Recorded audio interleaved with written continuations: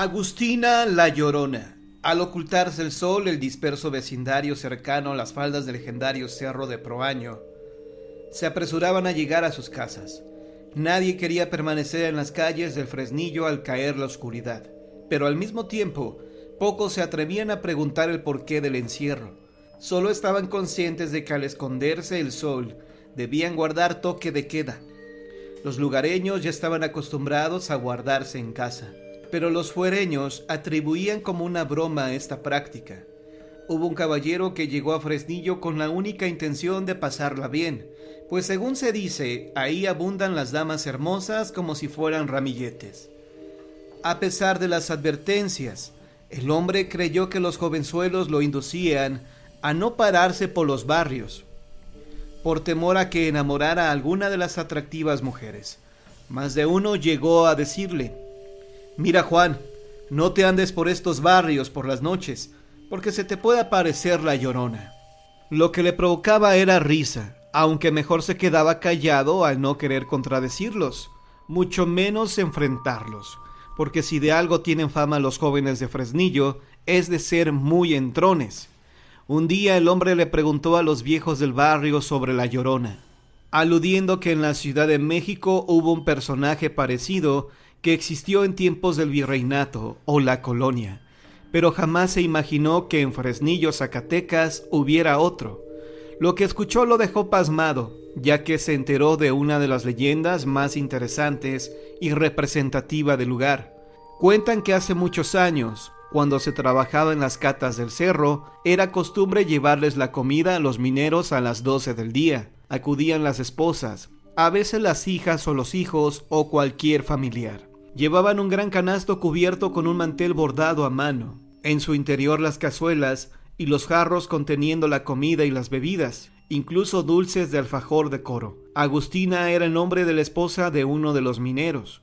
Ella iba siempre muy bien vestida, con su pelo largo sujeto con listones de colores. Unas arracadas de oro pendían de sus oídos. Su rostro rebosaba de alegría y orgullo cuando se dirigía a llevarle la comida a su esposo. Era una mujer muy agradable y atractiva. En ocasiones llevaba a sus 2 hijos. Todos ellos, el minero, Agustina y los niños, se acomodaban alrededor del mantel que se colocaba en el pedregoso piso. Se sacaban las cazuelas con las ricas viandas. Se servía el caldo de res rebozado de verdura, carne y elote. Luego venía la sopa de pasta y después los frijoles refritos. No faltaba la picosita salsa verde en el molcajete. Las tortillas calientitas eran cubiertas por un pequeño mantel. En un jarro de barro se llevaba el agua fresca, sacada de la noria de común. Y para terminar, comían los dulces de alfajor de coco o de piloncillo. De lunes a viernes era una especie de ritual. Pero un mal día se destrozó de manera inesperada y violenta esta tradición familiar, dando paso a la tragedia. Aconteció que Agustina llegó minutos antes de la cita acostumbrada y alcanzó a ver cómo su esposo se despedía amorosamente de una bella jovencita. Hizo el coraje de su vida, casi enmudeció y tuvo que aguantarse la ira que la consumía en las entrañas para acercarse a su infiel marido y entregarle la canasta con sus alimentos. Ninguno de ellos habló más de lo necesario. Días después de lo sucedido, el esposo de Agustina le pidió que ya no llevara su comida al mediodía porque tenía otra mujer. Al escuchar de su marido tan hirientes palabras, Agustina enloqueció y emprendió la carrera rumbo a las profundas catas del cerro para arrojarse a una de ellas. Su cuerpo destrozado fue encontrado muchos días después y se procedió a darle cristiana sepultura. Los hijos de la pareja quedaron al cuidado de unos parientes que vivían por el barrio del Potrero Azul. Pasó algún tiempo y poco a poco la tragedia de Agustina se empezó a olvidar. Sin embargo, una fría tarde del mes de enero, casi al oscurecer, varias personas del rumbo de las Delicias empezaron a escuchar escalofriantes gritos. Eran de una mujer que lloraba y gritaba a la vez. Se le escuchaba algo así: «¿Qué será de mis hijos? ¡Ay, de mis hijos!». Decían que era alta, muy bien vestida, de pelo largo con listones de colores, y que corría de un lado a otro llorando y gritando. Desde entonces, los vecinos de diversos barrios la alcanzaron a escuchar, y algunos juraban haberla visto antes de oscurecer. Quienes la vieron afirmaron que se trataba de Agustina, la mujer que se había arrojado a las profundidades de una cata del cerro de Proaño cuando perdió la razón, luego de que el marido la engañara con otra mujer. Comenzaron a decirle en el pueblo: Agustina, la Llorona, y a encerrarse en sus casas cuando el sol se ocultaba. Quienes habitan en Fresnillo, Zacatecas, dicen que es mejor continuar con la costumbre que encontrarse en las calles indefensos con la Llorona zacatecana.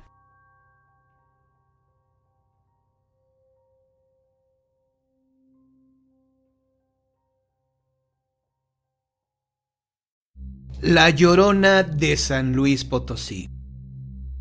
Allá por los remotos tiempos de principios del siglo XVIII, los ríos eran caudalosos y permanentes, como el río Santiago y el río Españita.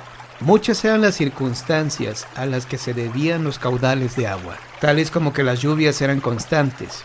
En cada temporada, la flora era exuberante y no había presas que contuvieran el vital líquido.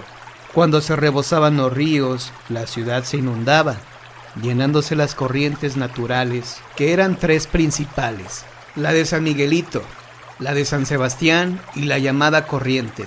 Estos desbordamientos hacían intransitable las calles. Los minerales de San Pedro eran traídos a la ciudad donde se beneficiaban.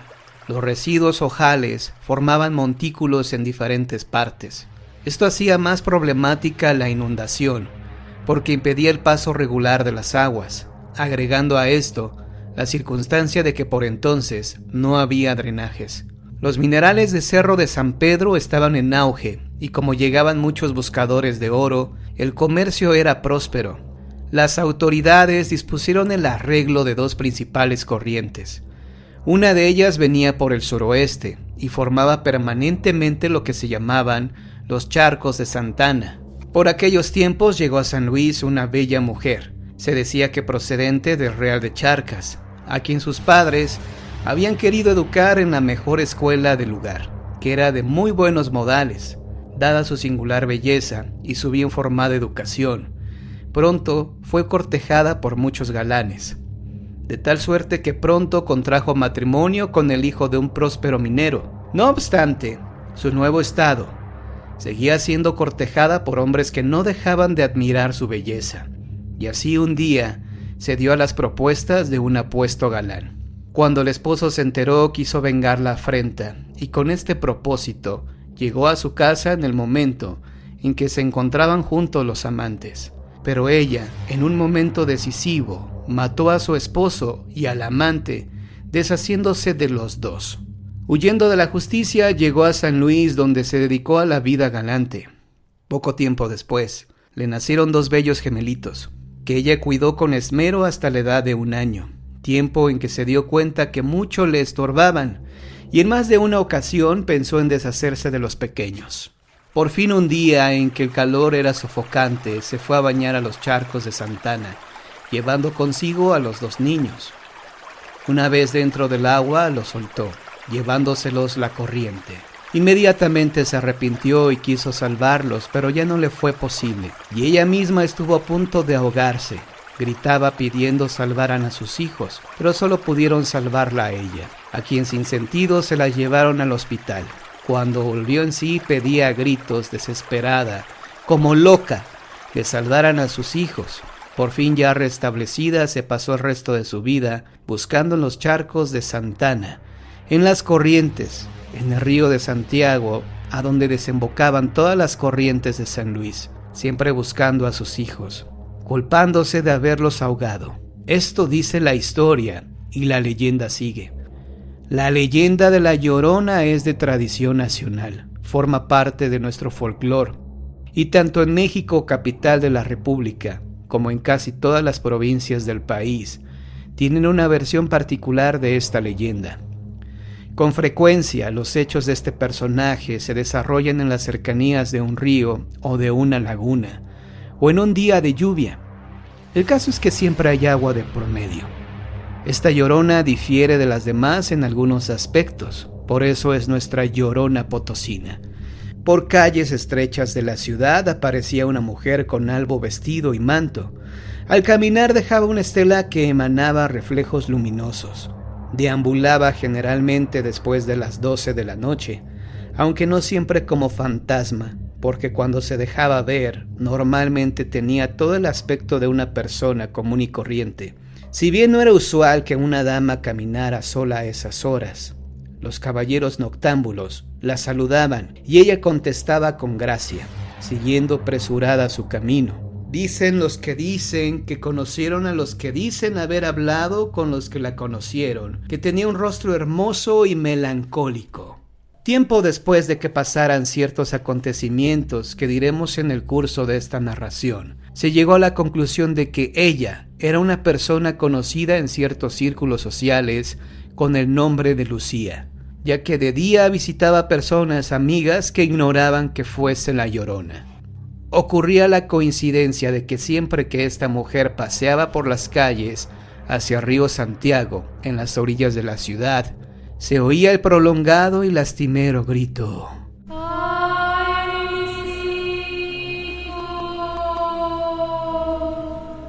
Una y otra vez.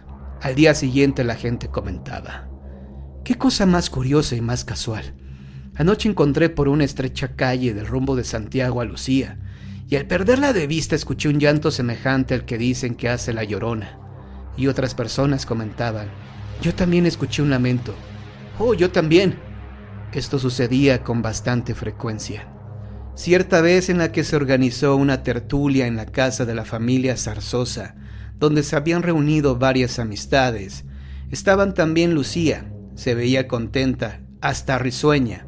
No obstante, algo extraño reflejaba su rostro, algo como una preocupación o un lejano recuerdo que la entristecía. Iba sola, como siempre que asistía a cualquier lugar. No se le conocía pariente alguno. Vivía sola en una casita en los aledaños del barrio de Santiago, al norte de la ciudad, muy cerca del río del mismo nombre. Nunca se supo el origen de Lucía. Era una mujer joven y bella, envuelta en un halo de misterio. Ella nunca habló de su procedencia, tal vez porque nadie se lo preguntó. Eran las 12 de la noche, muy tarde para aquellos tiempos en que la gente acostumbraba a recogerse temprano. Quizá porque las calles no estaban iluminadas como ahora y la vida era lenta y tranquila. Lucía se despidió de las personas reunidas en la tertulia. No bien había salido de la casa cuando se dejó oír un lamento largo, tenebroso, clamando por sus hijos.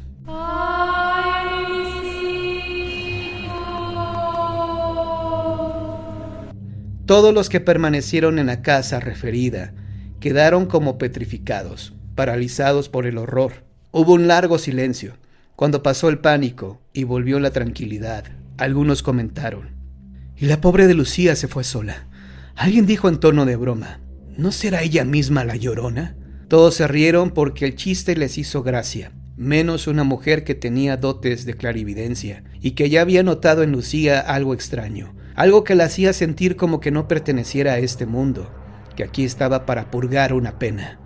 La clarividente sabía que Lucía bien podía ser la mismísima Llorona. Una noche cerrada en que no brillaban las estrellas, una de esas noches en que el frío es intenso y la lluvia pertinaz, asistió Lucía a una de estas acostumbradas tertulias provincianas, amenizada con piezas de violín, piano, cantos, nutrida con exquisitas viandas y endulzada con varios postres. Un elegante joven ataviado con traje de fina procedencia inglesa vio a Lucía por primera vez y quedó impresionado ante su extrañeza belleza, cuyo rostro resaltaba emergiendo de un ropaje coloreado en varias tonalidades de azul cobalto, envuelto en una capa tornasol bordada con perlas. El joven elegante miraba extasiado aquella belleza etérea. Llegó el momento en que Lucía debía retirarse. Él se ofreció para acompañarla a su domicilio, a lo cual accedió ella después de insistentes ruegos tanto del joven como de los anfitriones. Subieron al coche tirado por caballos y tras de caminar un rato, cuando se oyeron sonar a lo lejos 12 campanadas, Lucía dijo de repente: «Aquí me bajo, alguien me espera». Y sin hacer parar el coche bajó de él y tendió un vuelo tenue, con su vestido luminoso casi pegado al suelo. Enseguida se escuchó el grito lastimero,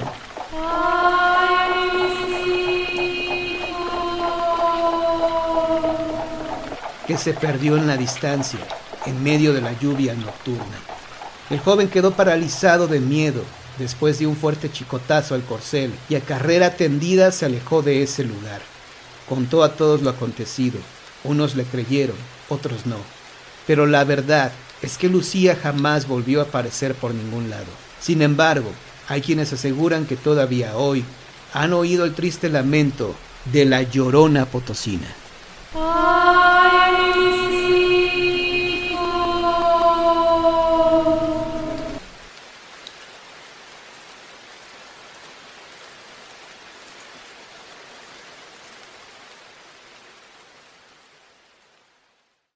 La Dama Llorona.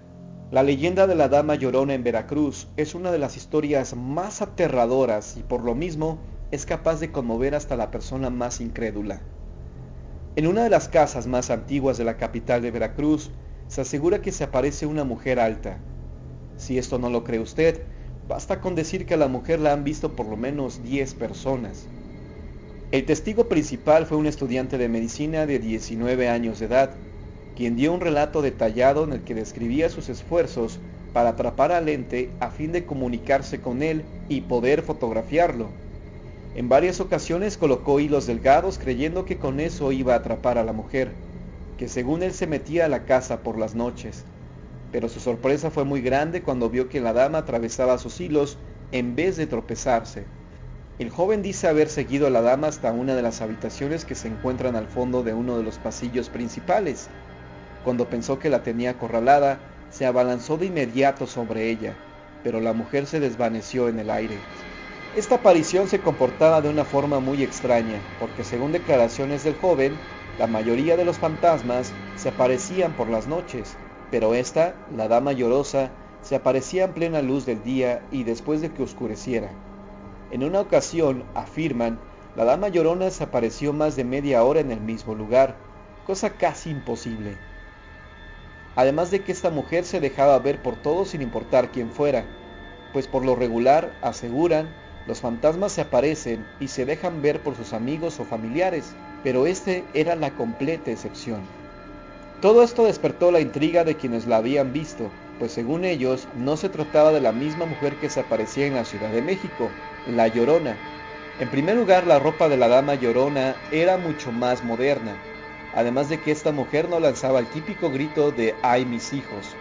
Al parecer se trataba de la segunda esposa del ex dueño del lugar, que según se cuenta, murió a los 41 años de edad, en 1878, 2 años después que su marido. Nadie sabe el motivo por el cual se aparece. No murió de forma trágica, ni sufrió alguna pena que lo justifique.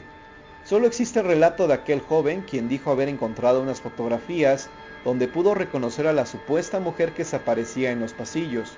De ahí que naciera la leyenda de la Dama Llorona. Tampoco existe motivo por el que se le llamó la Dama Llorona, porque a diferencia de la Llorona tradicional, este fantasma no iba emitiendo ningún sonido como para que pudiera llamársele de esta manera. Eso hace pensar que tal vez haya recibido ese nombre por la influencia que la leyenda de la Llorona había causado en ese estado. No encontramos ninguna otra explicación. Pero si cree que la Dama Llorona ya no se aparece en la casa, está muy equivocado. De acuerdo con una versión más reciente, se dice que cuando una señora estaba tomando clases para conducir, se detuvo de sopetón al ver a una dama alta caminar por la calle. Eso no pudo ser comprobado, pero a partir de entonces muchas personas aseguraron haberla visto en la misma situación. De ahí que todavía se recuerde la leyenda de la Dama Llorona.